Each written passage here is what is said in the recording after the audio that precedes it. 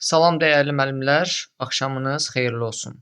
Bugünkü video izahımız Antarktida materiki haqqında olacaq. Biz bugün bu materik haqqında əsasən müəllimlərin işə qəbul və qəbul imtahanlarında istifadə edilən ən son sual nümunələrini bildirməyə çalışacağıq. İlk növbədə başlayaq materikin relyef və geoloji quruluşundan.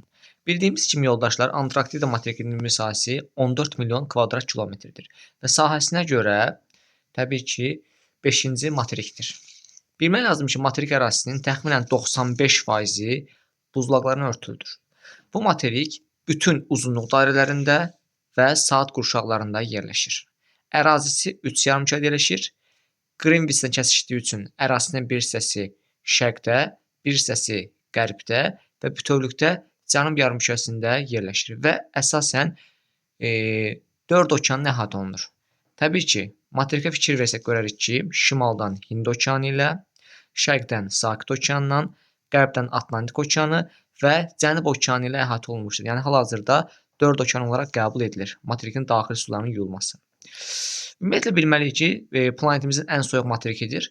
Dünyanın ən güclü külələri bu materikdə əsir.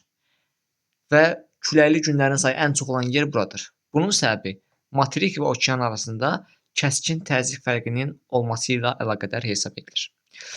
Materikin ərazisi Cənub qütb dairəsi ilə kəsişdiyi üçün mülayim və qütb işıqalma qurşağında yerləşir. Yəni iki işıqalma qurşağında yerləşir. Ərazisində bir ucqar nöqtəsi var. O da şifrə burnudur. Mülayim iqlim və mülayim işıqalma qurşağında yerləşir.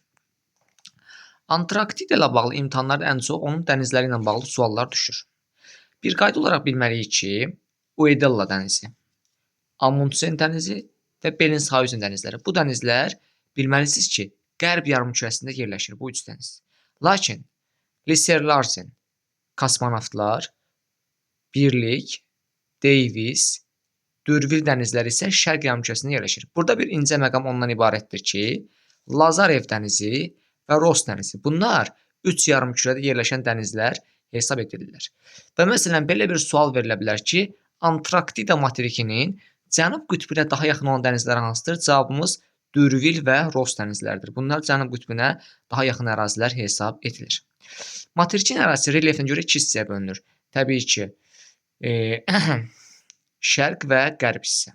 Bilməliyik ki, əsasən materik daxilində şərq hissə daha aktivdir. Burada seismik özünü daha aydın formada göstərir. Materikin ərazisində 2 ədəd vulkan var, Erebus və Terror vulkanları.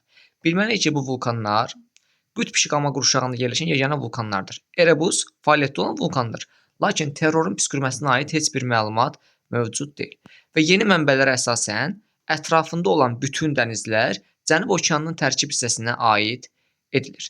Ərazisində 2 körfəz var. Bunlardan biri Davis dənizinin sahilində olan Pürüt körfəzi, digəri isə Amundsen dənizinin sahilində yerləşən Wrigley körfəzi hesab edilir.